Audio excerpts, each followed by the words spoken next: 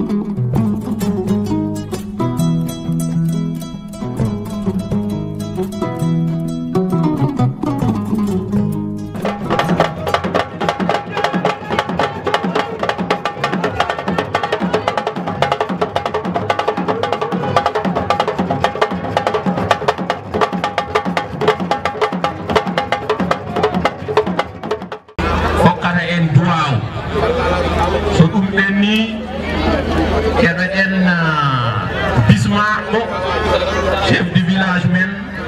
walalde biyeteɗo Farba Bocar Dieng so ɗum yawti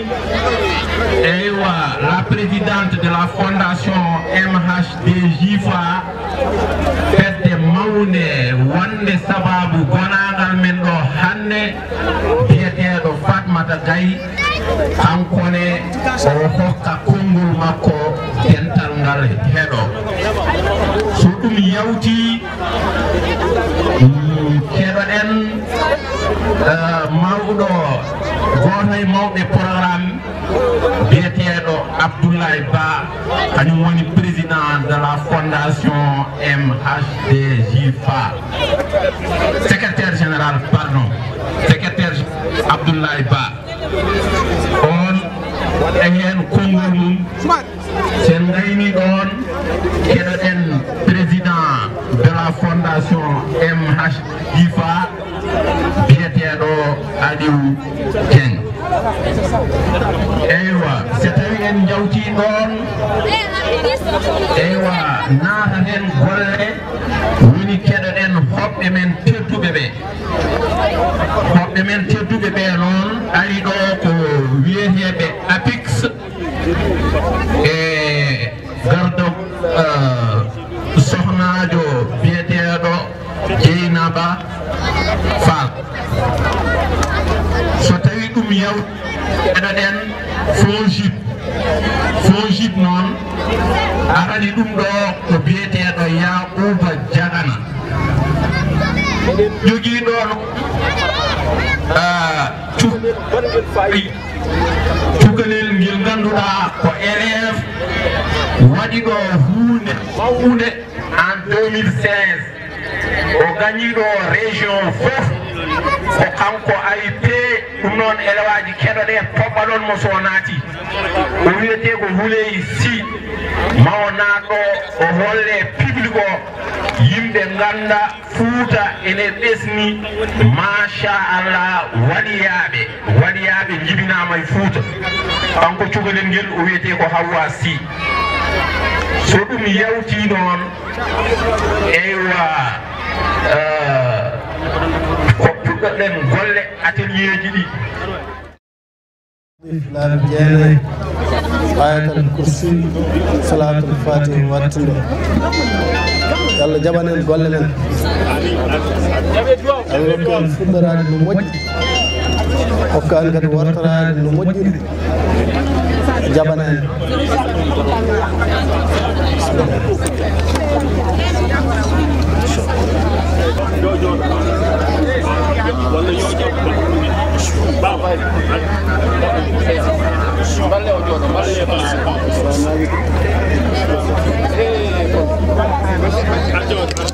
اللهم صل على سيدنا محمد الفاتح لما أغلق والخاتم لما سبق ناصر الحق بالحق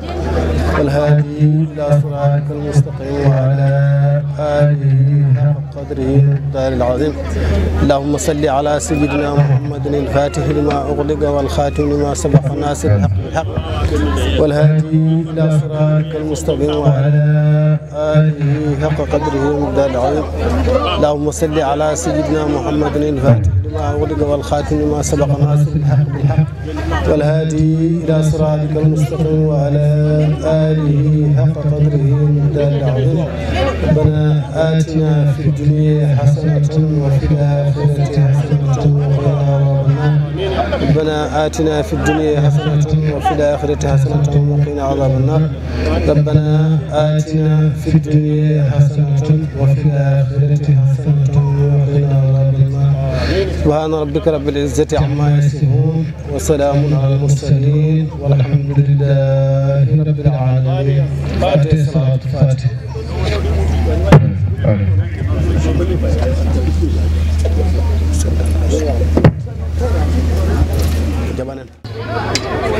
ɓeɗo hoɓe arɓe ɗo ko ɓiɓɓam e taniraɓam hande mboɗo welti ɗum ne wuro ko wuro mon walalde ko walalde mon similla mon e walalde on gari e jaam yon kote jaam ya hormo Sagu Tidiane ya barke Alpha bisimillahi rahmani rahim bandiraɓe mi salmini on mi salmini moni kala inde mum e yettode mum mboɗo bismo e inde monsieur le maire Moussa Sow dañƴo ngantu tawi ngantu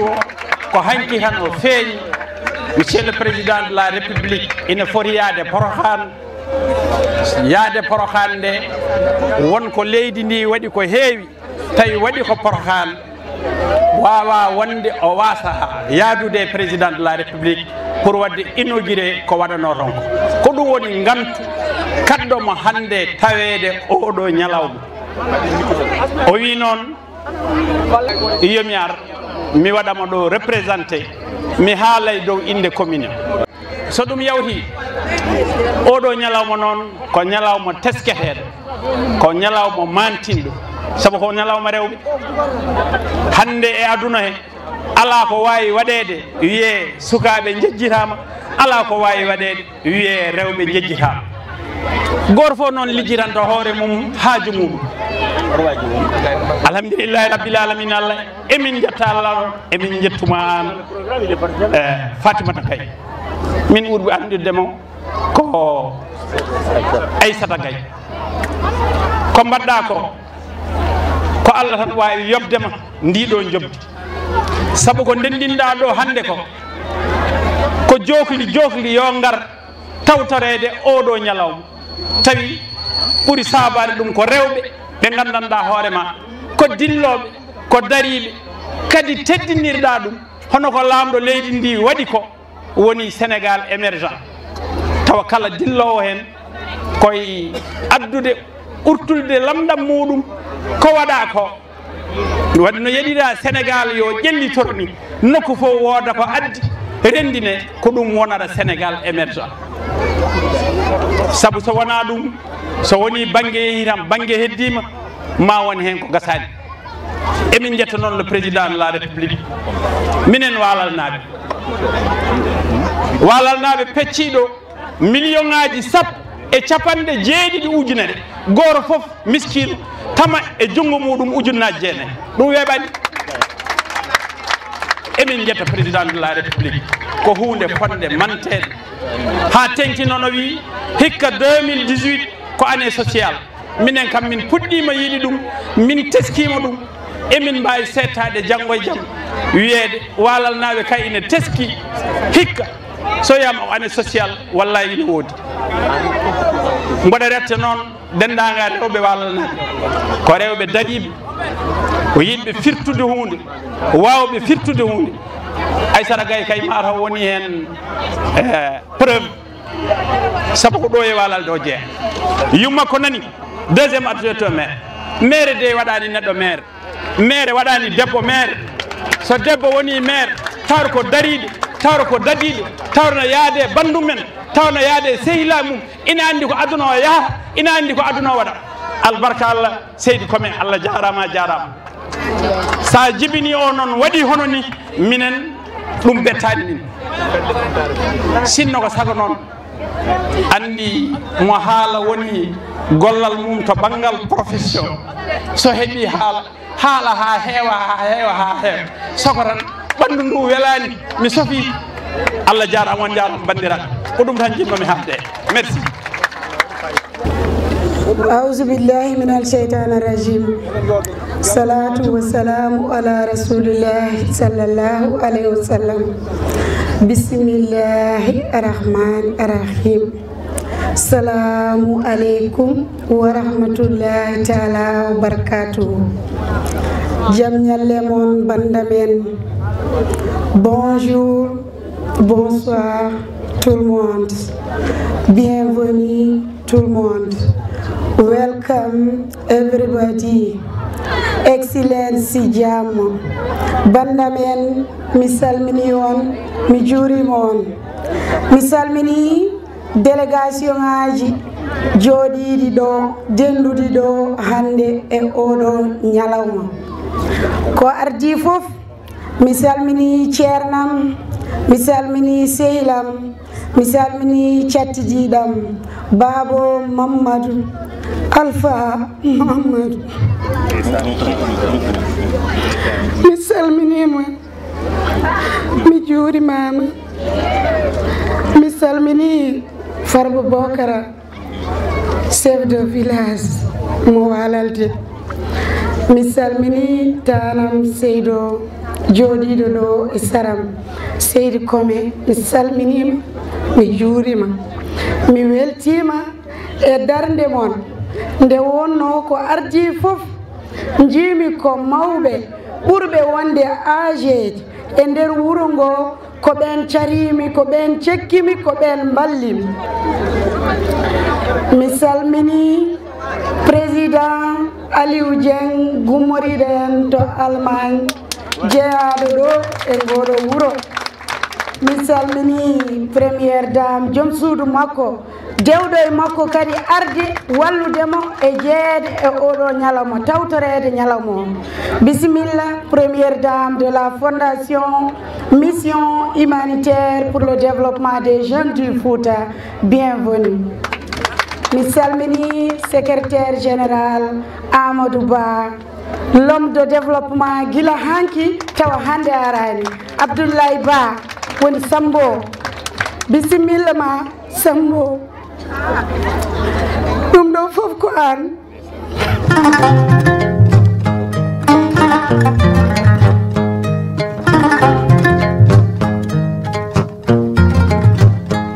mi salmini délégation ngaji gondiɗori mbeɗa salmina président Mamadou Mangane président fedde kawral e ɓamtare Fouta mo ganduɗa o ko kañum min jiiɗi waɗa min tette ko kañum min cuɓi min mbi ɗum président d'honneur fondation meɗen Mamadou Mangane an e délégation ma onon kala bisimilla mon e nder walalde bisimilla mon e fondation men amine caggal Allah amine caggal ma président Mamadou Mangane mbeɗa yiiɗi gummoɗa daroɗa yimɓeɓe ganda hol gonɗo président Amadou Mangane fedde kawral e ɓamtare Fouta bisimilla ma an e délégation ma bisimilla mon e wuuro mon mi salmini délégation gummiɗo Nouakchott mi salmini fedde haɓɓere Guilly mi salmini cellule fondation men mo Nouakchott e gardugol banam gorko Harouna Massa Gaye mbeɗa yiiɗi toon jooɗiɗon ɗo onon fof gummoɗon daroɗon ande ɗum ɗo ko délégation baɗɗo fayida gummori en ɗon toon Nouakchott Mauritanie naɓe gumme daroɗe Diawo Diakome responsable des femmes cellule mo Nouakchott an e délégation ma onon kala bisimilla moɗon mi weltanima on ha ko ɗon wawi hadde mi salmini dendagal cellulaji somi limi mi juumat kono alay sago ma woni hen ko limmi heddiɓe ɓe kadi ganda kala nde neɗɗo limi guiɗo acca guiɗo ɗum noon mbeɗe ñaago yaafuya mi salmini cellule mo Walalde cellule mo Bagalamba Jara Diassa Saare Birom Mbañu Sargan Ali Paare mi salmini on mi juurima on mi weltanima on kadi mbeɗe yaafno on mbeɗe wiya on massa coono kono wona hande lebbi ɗiɗi on jooɗaki on daraki e gardugol sumare kome jaltaɓe Walalde mo ganduɗa natti ñamde natti yarde pour réussite oɗo ñalawma mi salminimo mi weltanima on dendagal cellule Walalde on beltanama on duwanama nde wonno so neɗɗo suusi addude ko wayni c'est parce que ene hooliɗo addata ɗum ɗo ɗum noon onon Bagalamba Jara mi weltanima on so ɗum ɓenni mbeɗe salmina cellule mo Siwre Thiambe e gardugol Mamoudou Thiammayi Beela Siré Fari Mara mi weltima e délégation Siwre Thiambe mbeɗa yiiɗi Siwre gumme daroɗon ɗum ko exceptionnel umme daroɗe Siwre umme daroɗe Jeyi Baba mi salmini on mi juurima on mi weltanima on mi salmini cellule mo Wocci Jeeri Bagalamba Jara Rewo e gardugol kawam Seylam bandam Moussa Abdoulaye Kome gandiraɗo Samba Salel kaw mbeɗa yiiɗi gummoɗa daroɗa kala woccinajo gonɗo ɗo kadi mbeɗa yiiɗi ummo daro ɗum noon ko salminde hoddiɓe ko salminde fuɗɗodaɓe mi salmini cellule mo Dakar mi salmini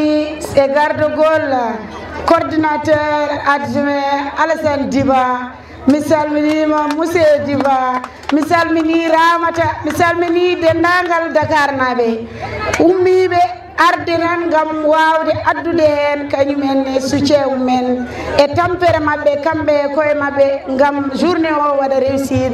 mi salminiɓe mi weltanimama ɓe mi salmini cellule mo Demet e gardugol Kadiasi gonɗo ɗo e caggalam mi salmini dendagal délégation moɗon mbeɗe salmina ɓokki sarankoɓe mi salmini Thily mi salmini Winderi, mi salmini Barkeje, mi salmini Hunuko Hayre, Kawjiba mi yima ɗo, mi salminima mi juurima, mi salmini Selil Godil, Mamadou Sambonko Gueye gandiraɗo Kalif Jinneji mi yima ɗo, mi salmini Giro, mi salmini Dunguel Rewo e Worgo, mi salmini Kaskas, coordinatrice Aminata Alassane. Merci beaucoup pour darde mon, merci et publicité ji, merci et kala kala. En calmini Koylel, en calmini kamɓe fof e ɓen ɗo so Allah kadi mi timani e lisso kono ɓeɗo fof ko dariɓe hande ene ndendi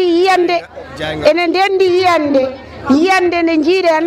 yiyande oɗo fondation en calmini Diayganaɓe, en calmini Koylel naɓe, en calmini Sinthiou Dangde naɓe, délégation ngaji moɗon fof jiyama machallah, en calmini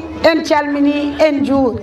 comme no mbirunomi ni so neɗɗo limi guiɗo woppa guiɗo mi accat ɓeɗe jogui discours juɗɗo mo bindumi kono ɓurmi yidde tan hande ko salminde e bismade e wiide on yon jabbo fondation meɗen mission humanitaire pour le développement des jeunes du Fouta ɗo e Afrique jabboɗen fondation meɗen kiwtoroɗen kanŋe meɗen ko leydi jeeri kanŋe men ko leydi waalo kanŋe men ko pale ɗe e maayo ngo kuutorɗe ɗen de ndendinen hen peeje ɗe ndendinen hen posuji ɗi ngam mbawen développade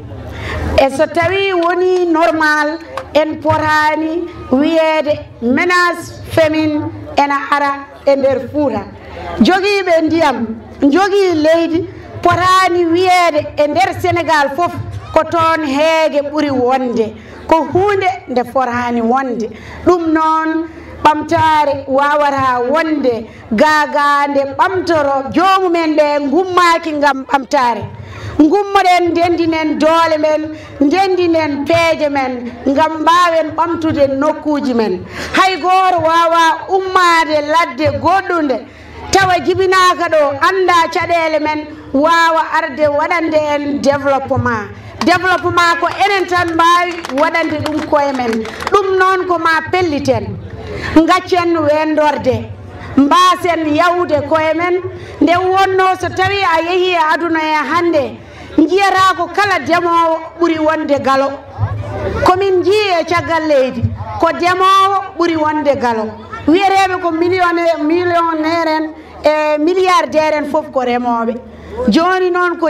l'inverse woni ɗo enen jogiiɓe leydi jogii ndiyam jogii nangue machallah jogii wawɓe remde ɓe ko enen ɓuuri tampude waɗi ɗum ko enen kersira wakkade jale men ndemoyen mi wasa woɗɗoyde mi acca ɓe gonduɓe ɓe jokkita ɗum noon bandam en mi salmini on mi juurima on mi ñaganima on Allah moƴƴere mbeɗe ñaago on yaafuya e ɗeɗo caɗele hande e ngeeɗo nangue e oɗo poussiére kono on gacci haajuji mon fof on gacci hammuji mon ngam ñalawma o wawa wadde réussir yo Allah hokku en ɓamtade ɓamten Fouta men taweɗen barke o merci beaucoup. Assalamu alaikum.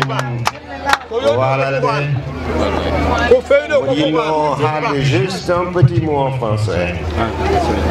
pour salminde alɓeɓe notaɗen ɓe pour ɓe mbawa andude combien on a apprécié leur venue. Donc si vous me le permettez, je voudrais tout simplement souhaiter la bienvenue à tous et à toutes celles qui sont là aujourd'hui à célébrer ce jour avec nous. C'est le jour de la femme,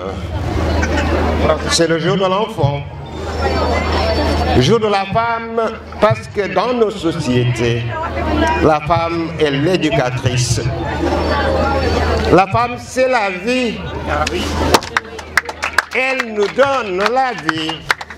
Souvenons-nous de nos mères. Souvenons-nous d'elles, nos vaillantes mères. Elles nous ont éduqués, elles nous ont nourris et elles ont fait de nous ce que nous sommes. Jamais on ne pourrait faire de gloire à leurs endroits. Cela dit, vous savez, ce mouvement, c'est le mouvement de la diaspora. La diaspora qui, avant de quitter l'Afrique, nous rêvions, nous pensions qu'il faut partir changer nos conditions, qu'il faut partir améliorer nos conditions de vie. Nos mères sont fatiguées et qui va balayer leur souffrance, c'est bien nous. Et nous étions partis alors. On est parti apprendre dans le grand livre du monde. Et nous avons vu, nous avons su, nous avons eu aussi. Et nous revenons. Nous revenons grâce à votre appui pour changer notre condition de vie. Et ce sera grâce à vous. Ce sera bien grâce à vous. Eh bien, je vais m'arrêter là en français et essayer de le dire en pulaar. Manja fonde bandiraɓe ɗum ɗo enne ko kewi ɗo hande ko ɓiɓɓe mon mbaɗi ɗum, ko baabiraɓe mon mbaɗi ɗum, kawmiraɓe mon mbaɗi ɗum. Mbimi waɗino saaha min mbiyanno ko jehen gurdam men muusi jehen. So tawi en lumboto, so tawi en jolata laaɗe jehen. Min jehi nawi min noon wona yidde yaade ala ko ɓuri leydi ma welde. Nawi min ko change ɗam ɗon gurdam ngel ɗo unugel ngel nene jogui, ngel ɗo bowel ngel nene unirta, ɗum ɗo ene manki. Right?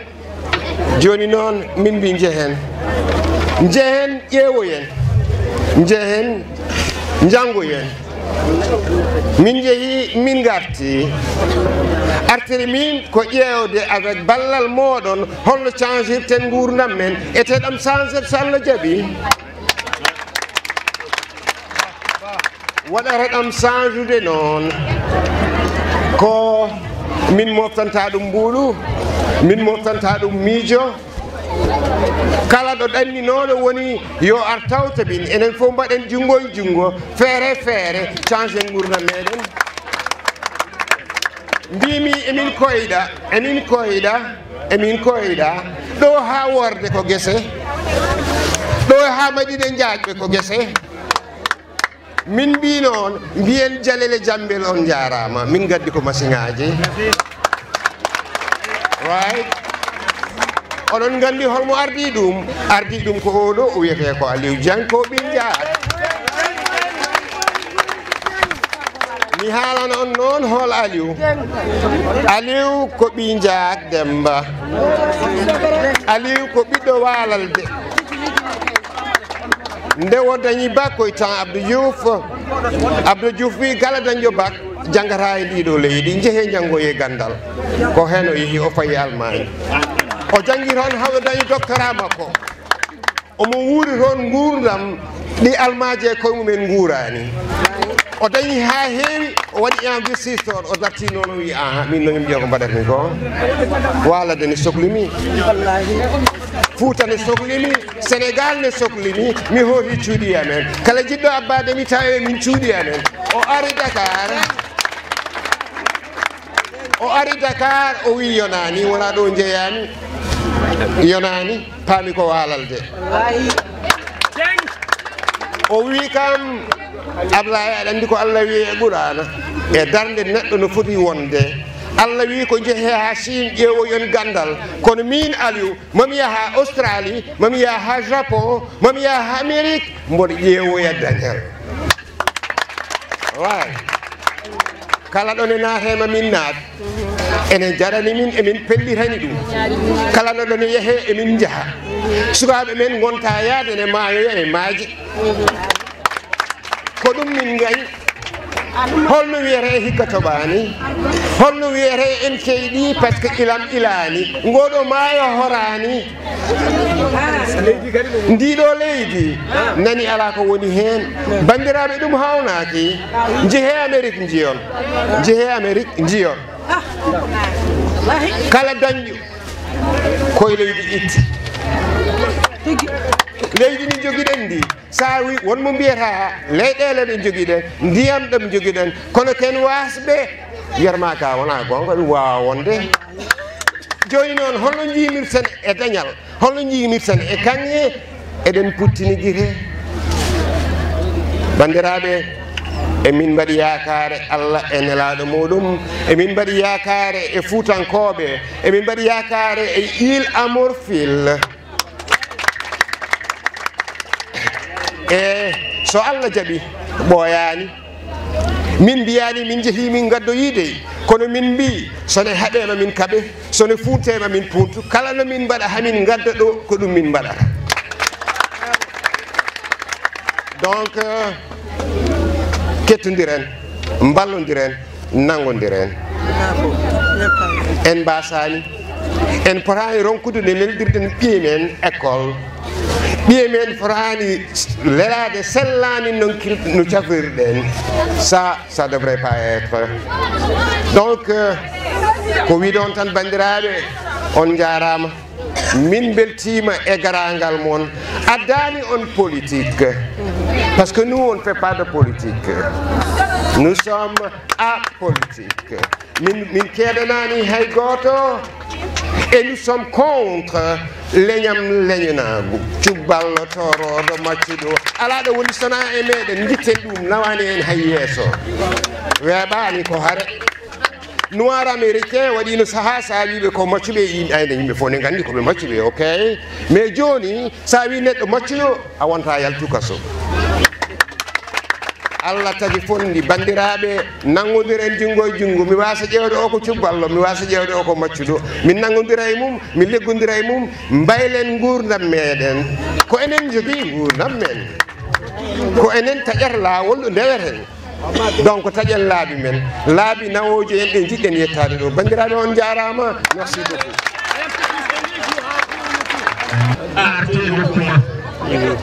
sa yiɗi walde a waɗi ko poɗɗa walde sawɓe tawɗaɓe fof darani ko walade liggani ko walade golli koye walade ko ɗum kawri ande ko ɗum o tawɗa sa dañi arte walade a waɗi ko tawɗa Allah jarama jarama seydi jen donne la parole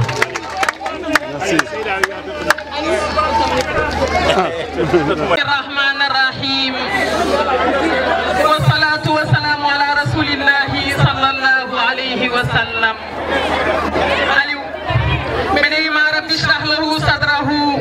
ويسر له أمره واحلل عقدة من لسانه يفقه قوله min calminima min juurimama nani ko tagi min calminma yafola monsieur Kome mi waɗi mi ƴetti parole o j'ai improvisé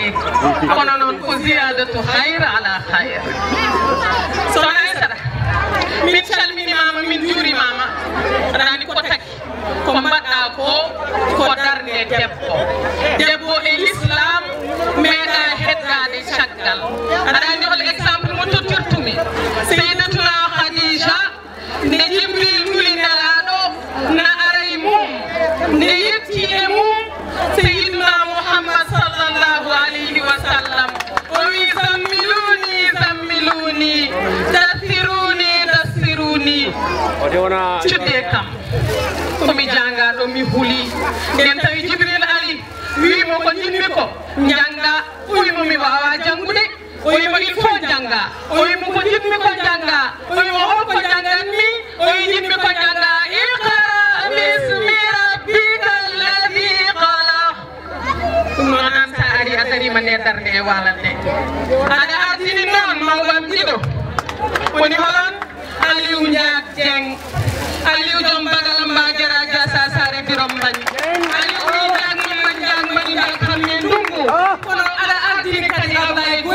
ko tappotake wela ɗum noon weltima e ma no fewi seydi kay aɗa wawno arde tan sa maɓɓe kono no welanode kono e hay goto wiyata no fewi sabu nak kamɓe hay goto wawa yaadi wuuro he woppaɓen minen jeggeɓe ɓe par ce que ko min goni Farba Walo ɗum noon seydi Dieng sa ardima a ardima ɗo poɗɗa ardade o arani noon je salue par le passage monsieur le maire il nous a pas salué mais monsieur le maire bonjour encore assalamu aleykum min calminima arɗo min juurimama min beltanimama ko garɗa kadi mbaɗɗa amen souhaité la bienvenue kono bandiraɓe amin garde délégation amin garde Oumar Ndiak ko miñi amen ko min Ndiak Mamadou amin garde Abdoul Aziz Dieng ko miñi amen ko min Ndiak Mamadou amin garde e Habi Boubou Ñaay oɗon gandi ɗum omoni ko mi ba Boubou amin garde makko Sidi Dieng kono amin garde jeewo noon mo ganduɗa mballe kam mboɗo yettague kam amin garde jeewo amen Dieynaba Julde Ñaay Aliou Dieng Dieynaba Boubou Ñaay Aliou Dieng la grande dame ɓe mbi wona kuɓira juli masimi ndimra tun o wi so gorko woni tan ko debbo woni caggal mum no pusa ɗum o pusi le président kono mo président ilal amam allez-y le président vous avez la parole Seydi Dieng raɓe so gonmi ɗo ɓerdam nde ne heewi welemma ene heewi weltare min ko ngolɗo waɗi tataɓol lawol ko garmi Fouta ko garmi Walalde ngolɗo woni tataɓol lawol donc kala ko gandumi e Fouta ko gandumi e Walalde e Pulaar mo kalalni o mbeɗa yetta hen nenami babam mbeɗa yetta hen babam Ndiag mbeɗa yetta hen mamam Sadio Hammadi Kanel e mamam Penda Modi Samba Ndiaye Binta Mamoudou Lamine to Hayre Mbar ko ɓen tagimi andude l'aslam ko ɓen tagimi andude cosanam ha mbeɗa haala Pulaar mbeɗa wawi haaldemo mbeɗa yinno yafnade seeɗa noon mi haala ɗo discours seeɗa tan en français taw wona français Senghor Ablaye Ba ɓurimi woɗɗude nder français donc monsieur le maire représentant de l'État du Sénégal, monsieur le chef coutumier Papar Bokara Dieng, monsieur le représentant de la famille Aw, Tchernomen, madame la représentante de l'APIX, monsieur le représentant du FONGIP, madame la présidente des femmes de Walalde, Koumba Ifragien, honorable député à vos titres et rangs. Qu'est-ce qui nous rassemble aussi aujourd'hui? Nous célébrons la femme et l'entrepreneuriat. Madame la présidente de la Fondation MHDJ. Et bien sûr, monsieur le secrétaire général. Qu'est-ce qui nous réunit ici? Nous célébrons la femme et l'entrepreneuriat féminin en milieu rural. Particulièrement le leadership féminin. Ça veut dire quoi? Ça veut dire qu'un homme n'a aucune signification sans sa femme et ses enfants. Donc le pilier de la famille, c'est la femme. Voici ma femme ici assise qui applaudit. Donc la place de la femme comme levier économique est indéniable dans le développement de toute société. Donc nous voulons renforcer les capacités des femmes, particulièrement le savoir-faire dans le milieu rural. Nous voulons aussi mobiliser toute forme de ressources, ressources financières, ressources humaines, ressources économiques et sociales avec des bailleurs de fonds et des fondations pour la réussite de cette activité économique pour le développement. Ces ressources, il faut préciser que ce ne sont pas des dons, parce qu'il faut que l'habitude de l'assistanat des Africains et des Foutankobe, il faut que ça s'arrête. Il faut qu'on s'arrête à tendre la main pour demander de l'aide. Il faut que ça soit sous des formes de crédit remboursables où nous on travaille et on rembourse et on développe notre territoire. Donc je pense que ça c'est quelque chose de fondamental. Je vais donc redire ça en Pulaar, mais je ne finirai pas sans insister sur l'attachement de notre terroir du Fouta est de lancer un appel à l'unité des cœurs et des esprits. Il n'y a pas longtemps, Dieu nous a aidés. On a eu ici à Walalde la réunification des tendances et c'est dans la paix et dans l'unité que nous pourrons réussir, Inch'Allah. Alors, bandiraɓe ko kalmi ɗo joni e français to mbeɗa yiɗi tongude ɗum e pulaar ɗemgal men. Donc mi caggal nde salminmi notable uji e bandiraɓe wonɓe ɗo ɓe fof mbimi ko ɓeydare e ngaalu wawata arde tawa yimɓe nanganani rewɓe e sukaɓe ɓe jaara yesso. Donc il faut aussi ɓe jangguine ɓe pindine ɓe gandine holko woni développement mbawen yaarude yesso enen fof mais ɗum ɗon fof kadi wawata wonde tawa ɓerɗe ɗe jiitodirani tawa en dañani unité enen ɗiɗo fof enen fof ndenden dañen jiiloɗen gandal jiiloɗen karallagal e jiiloɗen moyen ji beele leydi men ene yaara yesso. ɗum noon tawa ko Fouta fof wona tan tuggade e Walalde ha yetti siwre ha ɗo wawi wonde fof amin jiiɗi développement ara e ndiɗo leydi ko ɗum ummini amen. Donc minen min ngari ɗo ko wona rokkude yimɓe liɗɗi ummini amen ɗo ko jangguinde yimɓe no gawdi jangguinɗoma gawa a dañani hoorema a wonat indépendant mais so tawi ko kañum toɗɗatma liɗɗi jolfu ɓe mbi luɓɗoma guiɗe koɗo welma ɗo ƴewata koɗo weli ɗum ƴewata. Donc sa dañani hoorema guite ko ɗum woni indépendance. Donc ko ɗum addi amen. min mo jeeyano mi waɗi duuɓi 27 Allemagne mi dañi toon contact uji mbeɗa waɗa représenté banque goto ne wiye Deutsche Bank. Banque o ene jogui fonds ji d' investissement. Donc fonds ji ɗi maya e temedde 7 milliards uji tawa ko euro. Donc on min mbaɗi investir joni ma won temedde 2 milliards e Afrique de l'Est tawa ko Zambie, Tanzanie, Kenya, Nigeria e Ghana. kono ɓe meeɗa wadde investir Sénégal ko ɗum addimi ga Afrique de l'Ouest. Donc so tawi en jaggodiri en tinnima en mbaɗi organisé ko jiɗnomi wadde insisté ko noon ko Fuutankoɓe e ko jogui ko eno Ablaye Ba wiiri ni ko jogui ko e ngal e karallagal Fuutanko fotani darede jungo mum ne wona less wara ko fawo dow mum ko jungo mum foti ko wonde dow ɗum ko ɗum acci amen ɗo. Donc ko min jiiɗi ko addude ɗo enne projet mawɗo tawa ko nder développement tawa ɗo fof ne waɗa désenclavé ene waɗe investissement ji ɗi ganduɗa Fuutankoɓe ndema ɗo makka ndema ɗo gawri ndema ɗo patas ndema ɗo papaya fof ene waɗe exporté tawi ɗum ene waɗe ɗo e jiiɗum français ji ne mbaɗa ɗum hedde Saint-Louis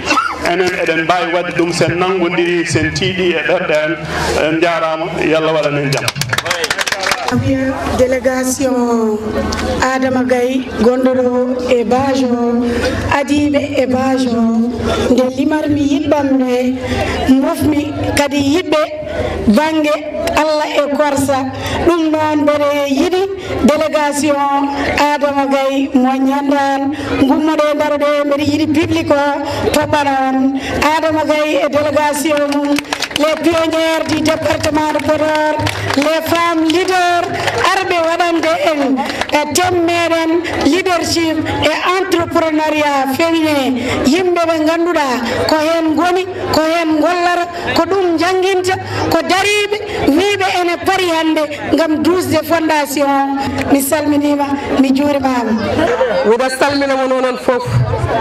ko beltaɓe nattumi e leydi ndi par ce que mi ari leydi tanirabam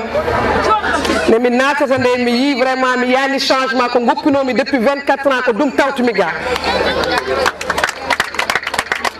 te j'ai compris pourquoi nenam e babam nde ɓe garanno eɓe mbaɗa dolekaji eɓe mbaɗa valise aji pour addude pour wadde teddungal e Walalde miɗen salmina mon kono noon hande miɗen salmina joom gallam woni Aliou Diat Dieng miɗen salmina aussi Ablaye Gorel parce que ko wi ko c'est très important mais miɗen salmina aussi vraiment joom fondation Aissata Gaye miɗen salminma par ce que joni rewɓe ɓe sa renaki ni min momin gonay président no wawi wonde tout est possible. Depuis des années miɗen Europe Aliou fertiji tam ko heewi tubakoɓe ne waɗimo yeeso mais omo gumi ko woni ko o wi ko tubak waɗi kam yeeso kono komi haalpular komi piinjak kono je resterai tout le temps en haalpular. joni noon o liggima o janggi o dañi gandal banque waɗimo yeeso wimo joni il faut aller faire le développement ko wi ko Ghana omo yaha partout ndeke hakkille makko omo rewa tubakoɓe mais mo andi ko ga o fayi. wallahi Seydi Dieng arti te je sais que fof ko kalda waɗat.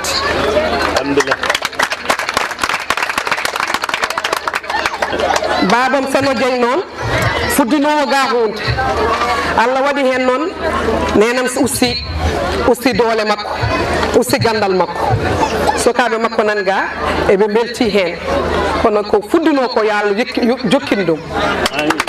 an noon Aliou je sais que wawalde ma wonno padini parce que les idées que tu as idée mo ɓenda e hoorema idée mo ba jogui je sais que mon mbaɗ ɗum to on faɗani hen haydara par ce que ɓe sukaɓe mo yiya eɓe doga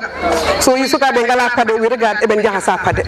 et je sais que dans 10 ans ou 5 ans kamɓe fof momi borne paɗe ƴaƴi chemise e cravate momi pewno wuuro makko. Seydi Dieng miɗo welti noon mi wona vraiment e famille jak mi naati hen ha mi waɗi sës miɗo jogui tanum jaaguji den miɗo weltema yo Allah uddit e barka Cheikh Ahmed Tidiane Chérif ko gummin ga ko yalla an noon woni Macky Sall lam min kanko woni Macky Sall lam. Seydi Dieng sa yi iddi APIX jiɗɗa projet woni hankadi min pari wawalde noon dugen nammo dara ko jolfuɓe wiyata ko.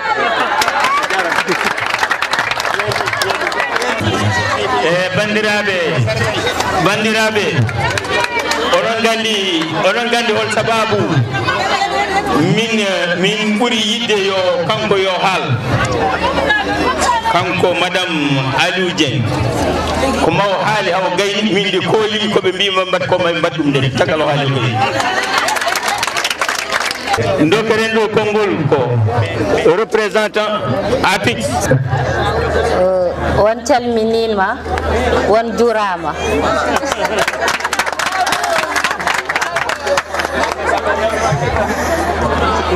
Malheureusement, je vais faire ma présentation en français. Et je suis tardivement la date, sinon je le ferai en pulaar. Je commencerai par remercier Dr Aliou Dieng, la fondation et le comité d'organisation pour cet événement et vous félicite également pour cette réussite. Docteur, merci encore de l'intérêt que vous portez à l'APIX en nous associant à cet événement. Cet événement pour mieux nous communiquer sur nos outils d'aide pour les projets d'investissement au profit des Sénégalais de la diaspora et les mesures, les incitations réglementaires favorables pour la création des petites et moyennes entreprises dans leur tiroir. Le directeur général de l'APIX, M. Muntagassi, pour ma voix, vous exprime sa gratitude et ses sincères remerciements. APIX a pour mission de favoriser le développement du Sénégal par la mise en place d'un environnement des affaires compétitif et la mise en place des pôles de développement économique. Donc APIX a ouvert un bureau en juin 2007. Ce bureau couvre la zone nord, c'est-à-dire la région de Louga et celle de Matam. Afin de veiller à la proximité, c'est-à-dire il s'agit de faire en sorte que tous les services offerts de l'APIX aillent trouver les promoteurs économiques dans leur terroir pour leur épargner le déplacement jusqu'à Dakar. Donc dès votre contact avec nos services, l'APIX va mettre à votre disposition une assistance multiforme, un service de proximité et nos prestations sont gratuites. Donc ce service de proximité gratuit qui vous assure la sérénité et vous garantit également le professionnalisme tout au long de votre démarche pour l'investissement. Donc avec un guichet unique certifié, au niveau de ce guichet, donc il y a tous les services compétents qui interviennent dans le processus de la création d'entreprise. Il y a le greffier, c'est-à-dire le représentant, le greffier, le tribunal. Il y a également l'inspecteur des impôts et domaines. Il y a également le service de la statistique, c'est l'Agence nationale de la démographie. Et également, il y a l'inspecteur du travail. Donc au niveau du bureau, c'est un guichet unique où il y a tous les services. Donc en 24 heures, avant avec le Doing Business, c'était 58 heures pour la durée, pour la création d'une entreprise. Maintenant, c'est au niveau de l'APIX, c'est 24 heures. Et au niveau de ce guichet unique, il y a un appui à la création d'entreprises et à la formalisation des formalités administratives. C'est-à-dire, si vous avez besoin des permis de construire dans le cadre de votre projet, si vous avez besoin du foncier, si vous avez besoin des cartes, par exemple les cartes commerçants, cartes import-export, l'autorisation phare, si vous avez besoin des licences également pour l'exploitation, tourisme, santé, éducation, vous pouvez l'avoir à notre niveau au bureau de l'APIX, c'est-à-dire le bureau d'appui à la création d'entreprises au sein de l'APIX. Et pour l'appui à la création d'entreprises, j'ai un peu sauté les coûts, parce que vous pouvez mettre en place une entreprise de droit sénégalais, entreprise personne physique, avec le coût de 13 200 francs. Mettre en place votre structure à 13 200 si c'est une personne physique. Si c'est une personne physique avec non commercial, vous payez 23 400. Si c'est un GIE par exemple pour les personnes morales, vous payez 68 400 et vous aurez les statuts enregistrés au niveau des impôts. Vous avez le registre de commerce au tribunal. Vous avez également le NINEA de l'ANSD et tout compris à 68 400. Et nos prestations sont toujours gratuites. Vous déposez également pour ça, vous déposez même lieu, même place et nous on va effectuer toute la procédure. C'est-à-dire vous déposez au bureau de l'APIX et c'est nous qui se déplacent pour aller au tribunal pour le registre, pour aller au centre fiscal pour l'enregistrement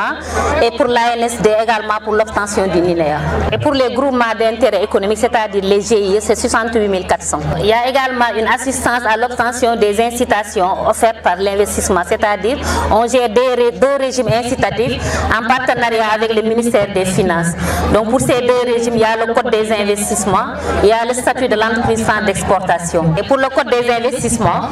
le projet peut avoir une exonération sur tout ce qui est équipement fixe d'exploitation. Par exemple, le conditionnement d'eau. Et pour la transformation également de céréales, donc vous pouvez avoir un agrément qui vous permettra de tout ce qui est équipement fixe d'avoir une exonération des droits de douane. C'est-à-dire les machines et autres, là, vous ne payez pas les droits de douane. Il y a l'autre régime, c'est le statut de l'entreprise France, c'est-à-dire les entreprises qui sont au Sénégal et qui ciblent le marché, c'est-à-dire qui ont la possibilité d'exporter 80% de leur production. Dans ce cas, c'est l'entreprise qui est totalement exonérée. Vous ne payez pas les droits de douane, la TVA est exonérée, les matières premières sont exonérées, les intrants également sont exonérés. L'APIX a tout récemment aussi créé 2 guichets au niveau de Dakar, c'est guichet diaspora. Parce que tout le monde sait que la diaspora veut investir au Sénégal, mais des fois, il ne connaît pas la procédure.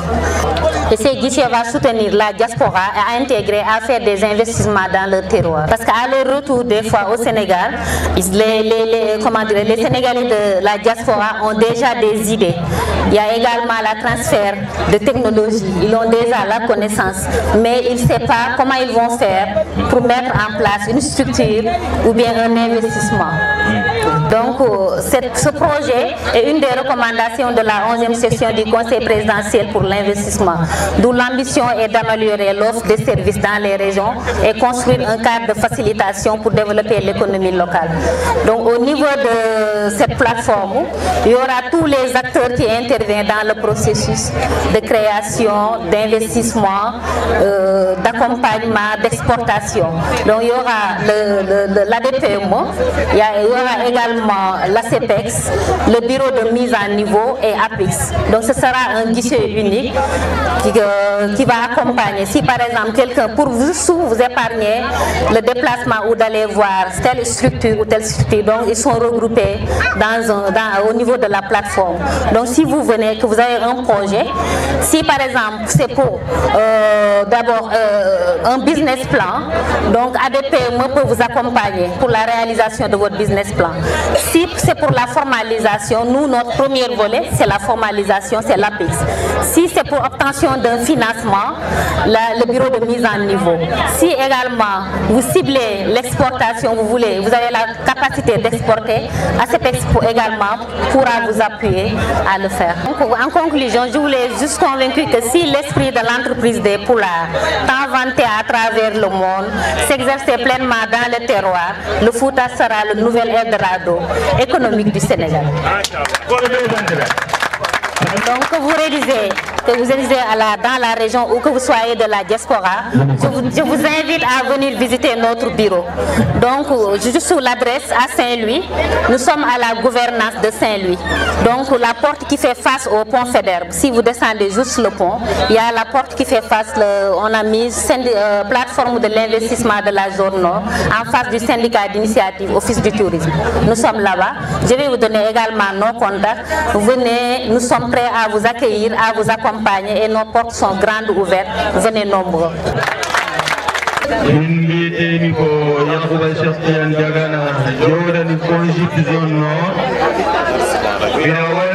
Mohamed El Bachir Aou, voilà de Nadj. Donc vous comprenez pourquoi je ne vais pas monopoliser la parole. Je laisserai au fils du terroir s'adresser à cette population. Donc à Difof, vraiment, nous et que il a discours président fondation Abdraman Si na salminma na jurma na duwanma yo Allah yetim fanarinde. Monsieur le Président, Monsieur le Secrétaire Général, Madame la Première Dame, honorable invité, chère population de Walal. Ominani go hande ene mana ene nafor ngaren jewen onum bamten bamtare men le développement endogène umaro yaado wasa umale chagal arawiyan holle min laawde anda no vécu. Madame la Présidente, nous vous encourageons, c'est un chemin difficile mais exaltant.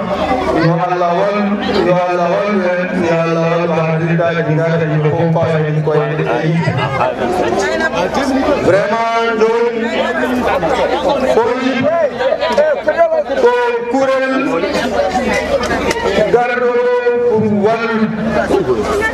c'est un dispositif d'accompagnement.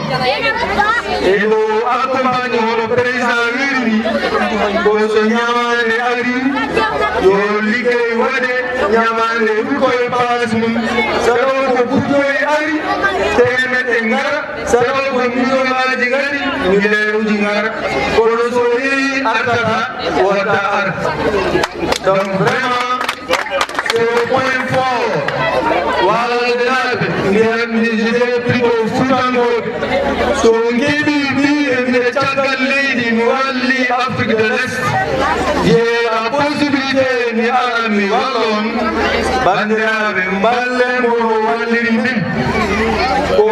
d'utiliser les financements à bon escient. Comme nous sommes foutus pour donc je laisse le soin à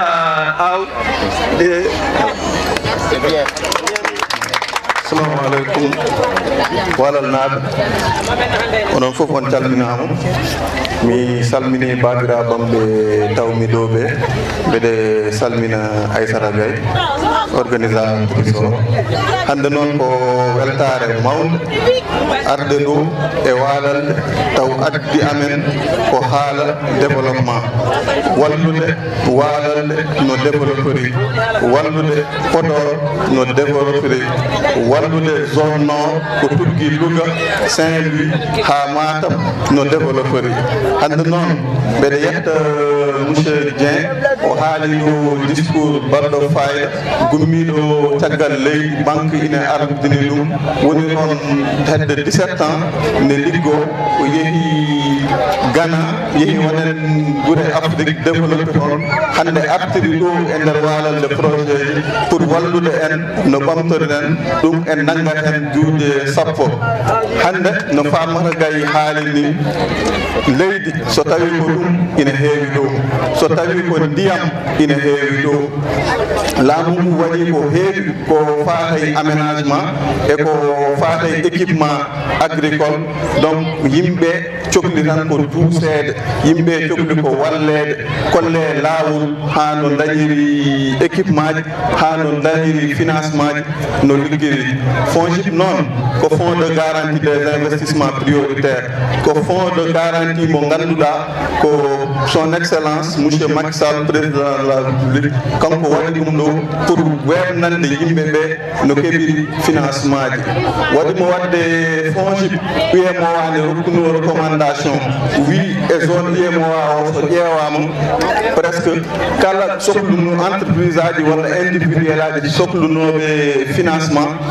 so jeehi e banque uji ɗi banque uji calotono par ce que ɓen ɓe ngala garantie ko ɗum waɗi Macky nde waɗata tourné mum e avant présidentiel o waɗi ɗum promesse électorale o wi kanko so laamimo inchallah mo waɗɗo FONGIP wallita yimɓe no keɓiri financement ji ɗi noon paamon wona dokkal wona subvention ko crédit ko ñamande nde ngannduɗaa on tottere liggoɗon remboursé donc FONGIP jogii ko 4 produits ko wiyete accompagnement woni duuso ngara aɗa jogii projet ma aɗa sohli walleede miijo ma ngo aɗa sohli settaneede ɗum haa ngannda holto poɗɗa yaade FONGIP noon walluma haa daña financement à travers soit ko wiyete bonification ko refinancement ko FONGIP kañum ƴettata haalis mum ñamla ɗum mutuel aji tokosi wiye mutuel aji ɗi onon kewno ɗon ko yaade e banque uji oɗon ñamlo on e to mawɗo seeɗa minen noon mamin lummon e to famɗuɗo mere onon oɗon bernana population no keɓirta financement ji ɗi bonification ko financement ji tokosi tuggi 50.000 ha 7.500.000 to noon taux d'intérêt o ko 8% wonata durée o ne wawi wonde duuɓi ɗiɗi walla duuɓi tati saaha kadi ne wona hitande tan par ce que so tawi projet ma ne wawi yobde hitande ɓuuri wiide ne yoɓoya e duuɓi tati par ce que sa yoɓi ma waw heɓde financement goɗɗo mbawa liggade donc pour bonification mutuel aji ɗi eɓe namdo garantie par ce que kala kalɗo haala financement haalat ko haala confiance neɗɗo so areyma so tawi a anda ɗum so ñamlimama 100.000 walla 50.000 aɗa wawi jogade cuusal mbiyami tottamo 50.000 mi ƴeewa 50.000 ɗiɗo holno joguirto ɗum so feewi ni o rutti so arti omo wawi heɓde ko ɓuuri ɗum donc noon mutuel aji ɗi liggorto paamon kadi en terme de garantie mutuel aji ɗi ko namdoro ko sattani ko garantie matériel tan ɓe namdoro walla cautionnement donc produit goɗɗo ko garantie on woni cœur de métier amen on min parnoto garantie o waɗira ko joom projet en ɓe ngala garantie yaaɓe banque ne cohli financement taw banque jaɓɓi finance deɓe kono ɓe ngala garantie toon FONGIP ne wawi addude garantie mum garantie o noon wona garantie total ko garantie partiel amin mbawi addude garantie ha 70% walla 50% coût projet o par exemple jogoɗa projet 10 millions gadda cohla financement banque o jaɓa finance demo wiya FONGIP yo addu garantie donc FONGIP ne wawi addu garantie ha 5 millions walla 7 millions ko heddi ko noon banque o ma namdo ko wiyete garantie complémentaire par ce que eɗen gandi no leydi ndi leliri neɗɗo so ari ne sohli financement wiyama ar ñamleɗa 10 millions ɗi a addata garantie ko FONGIP addata 10 millions ɗi foof ko wayno noddanɗo men sowɓe ne mbawi ƴettude 10 millions ɗi jaaha cooda hen ñebbe walla jaaha ndesira hen rewɓe donc ɗum noon banque o ne namdo garantie complémentaire à hauteur de 30% walla 50%. amin jogui kadi ko wiyete suivi post financement wona ari a duustama a wallama ha dañi financement tan min goppuma jaaha liggonoɗa hoorema min duusete kala ko foti waɗede hen min daro ha waɗe so tawi ko projet agricole joguiɗa min balluma min duusma ha daña intrant ji moƴƴi nde poɗɗa awde nde gawa nde poɗɗa soñde nde coña ɗum noon amin jogui bureau goro nan jum ko amin jogui ko wiyete opérateur technique réseau par ce que minen min goni ko Saint-Louis e Gane woɗɗodiri seeɗa amin mbaɗi bureau ji de proximité otero MSA wiyete kañum minen ɓe liggonto kamɓe goni koyɗe amen kamɓe goni juuɗe amen kamɓe goni demde amen amin liggoto kadi e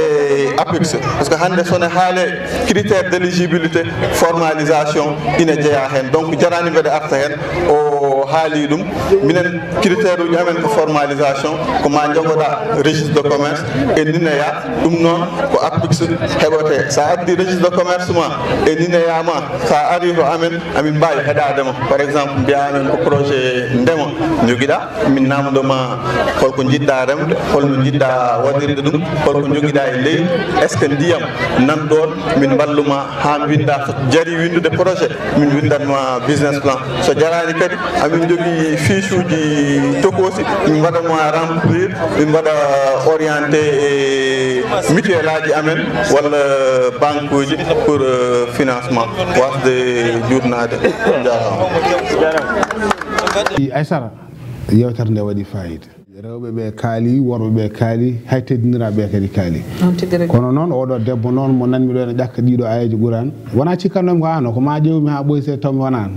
eyi sani mi yettaki ɗon taw ala yakkude ayeji Qur'an mi suwa yettade ɗon an ɓuuri ɗon ndeysan nde tawno ko enɗam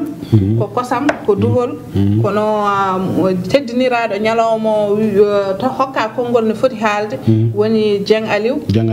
kanko ko miñum Dieng Aliou o ƴefti tigui rigui o wi rabbi sharh li sadri wa yassir li amri omo tigui rigui omo duwono mawniraɗo yo haala mum laaɓ kadi o hokki ɗon yeruji tigui rigui wonde ko debbo idi tigui rigui jabde l'islam sabu no oɗo wahyu are nelaɗo Muhammad sallallahu alaihi wasallam ko debbo sembinima woni Ummu Khadija o holliri tade ko ñalawma rewɓe so tawi o ƴefti kankone konngol mo sembina hen tigui rigui o wi noon ɗon noon o wi wonde sokhna Fatimata Gaye kañumne lomtima Ummu Khadija no wanno ni tade o darima caggal ɗum min paye kikiɗo o fonno waɗede tigui rigui ko atelier ko fate dabiyankagal rewɓe kono wonno yaari neɗɗo fodat tan ko gasat ko Allah gaynata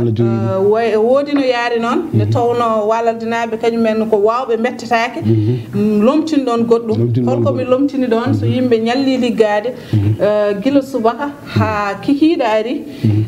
yini poti kañumen ne wellitade ɓe gaddi buubaji mabɓe eɓe konga eɓe gama hankadin aɗa andi minen min pitoto ko ga en to Ramatoulaye en Dieynaba Gaye en aynoɓe naati eɓe gama kamɓe minen komin mbawno komin ngabbi ko dow eyyi joni ɗo mbawɗon oɗo ngabbuto dow ɗo wadde joni o wadde en mbiyat karallo yo ruttinen toon to hirde nde yimɓe jeeɗum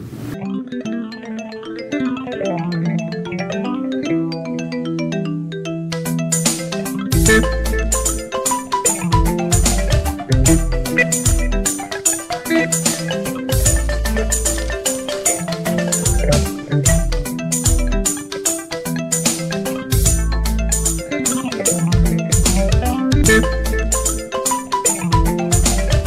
you.